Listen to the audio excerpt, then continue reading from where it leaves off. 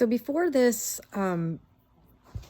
story just completely fades from my memory, I wanted to make a video about what just happened because it was so shocking to me that when I realized it, I almost couldn't believe it.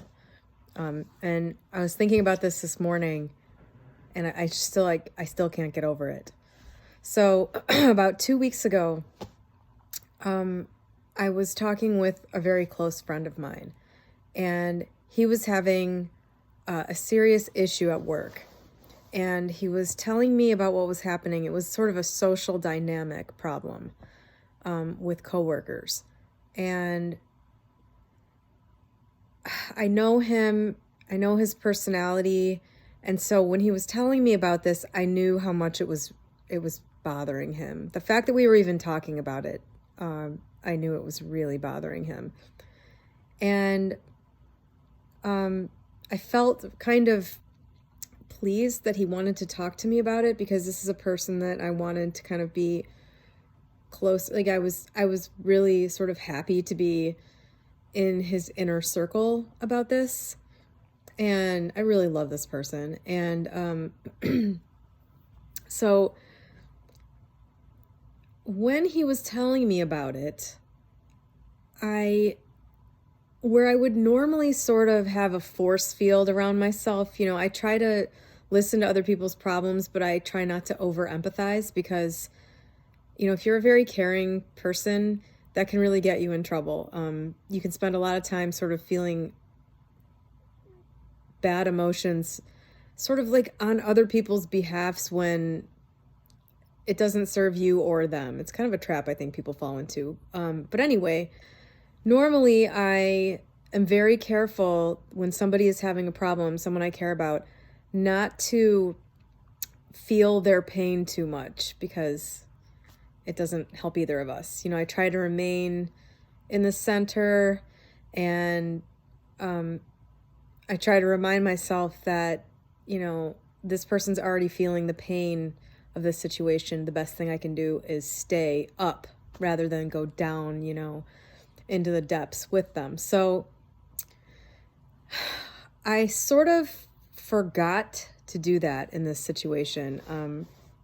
I was trying to come up with what I thought this particular person should do about this situation. And because he's so different from me, I really, and also because I'm so used to visualizing things at this point, I sort of just jumped into a first person view of his situation.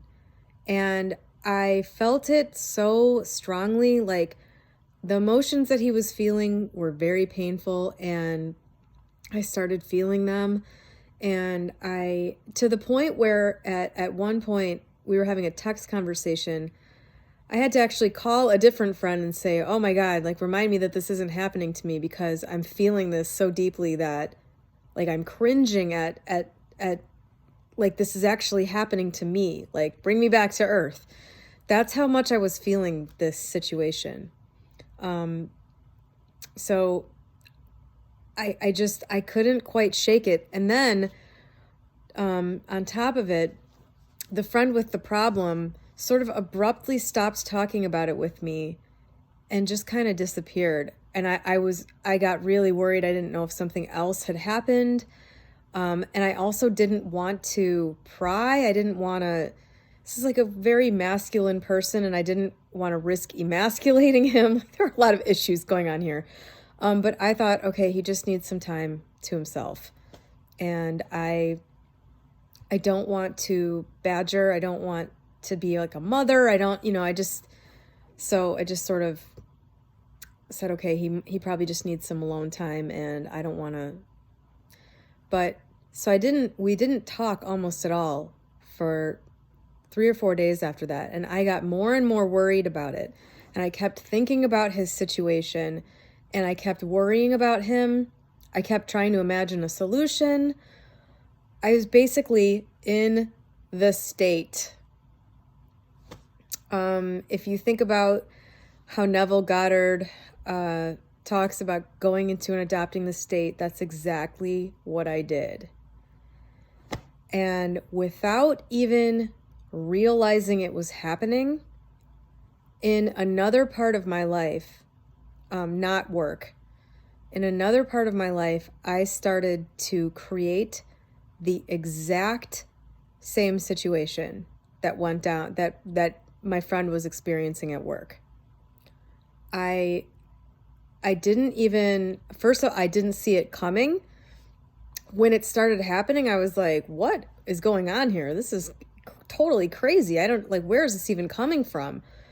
It just, like, this situation kind of spiraled out of control. Like, it started to take on a life of its own. I didn't participate in anything that was happening, but I was just like, whoa, how am I experiencing this crazy shitstorm out of nowhere? It was insane. And I made no connection, none, between the situation my friend was experiencing, because that was like a real life threat to survival. There was some, a lot of stuff going on there. And the thing that I was experiencing was kind of in a safe area. It wasn't something I could live with. That, I just didn't connect the two in any way. It wasn't until about a week after this situation started to play out in my own reality, I was thinking about the people involved in my situation. And then I was thinking about the people involved in my friend's situation. I had sort of advised my friend to try to, like, handle these people. He wanted to not back down. I was like, well, maybe you should try to, like, approach this. And I realized that there was no way I was going to, I was thinking about my own situation. I was like, I will never back down to these losers. And at that moment, I realized, wait a minute, but I advised my friend to kind of do that. I couldn't do that.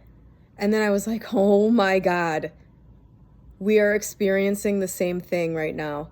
And then I realized what had happened.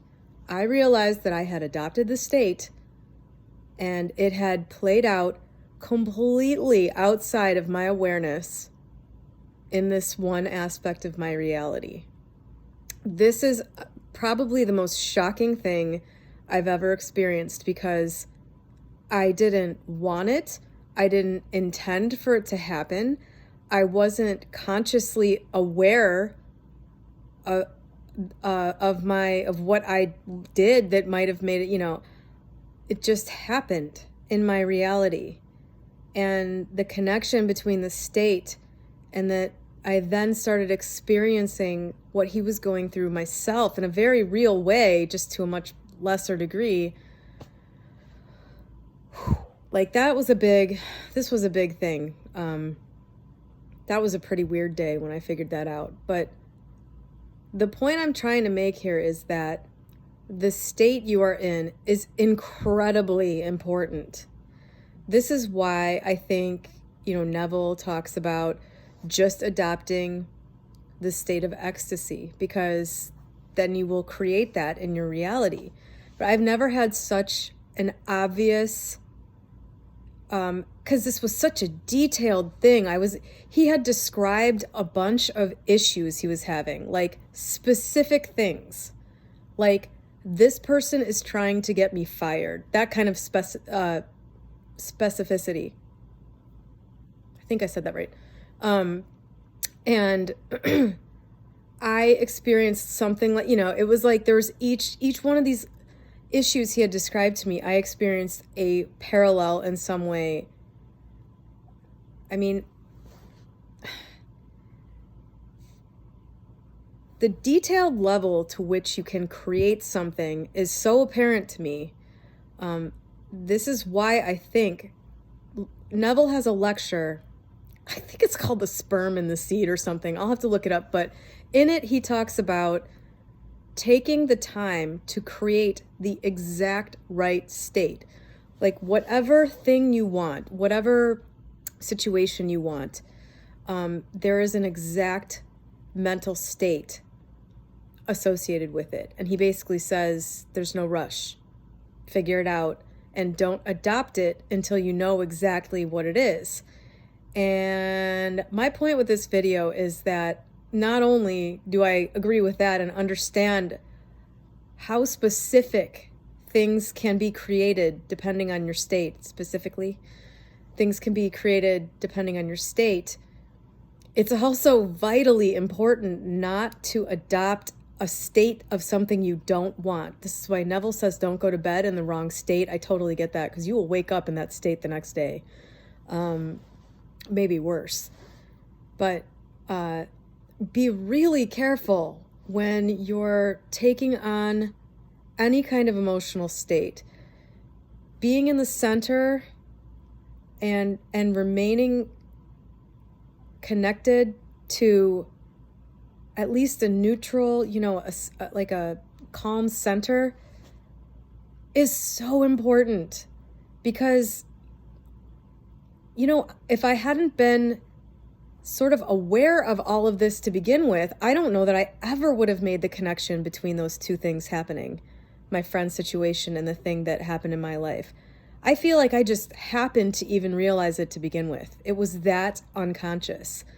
So imagine how much is being created without you being aware of it all the time. This is why becoming aware is so vitally important. And it's also hopeful, because if you can become more aware and if you can stay in the right state, you can pretty much let go of the worry that you're not going to get what you want or that your life is going to turn to shit. There's nothing to fear.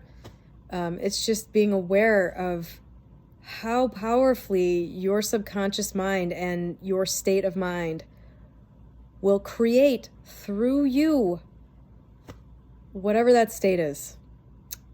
I will wrap it up since this is 12 minutes long, but I needed to get that out because it's fading already.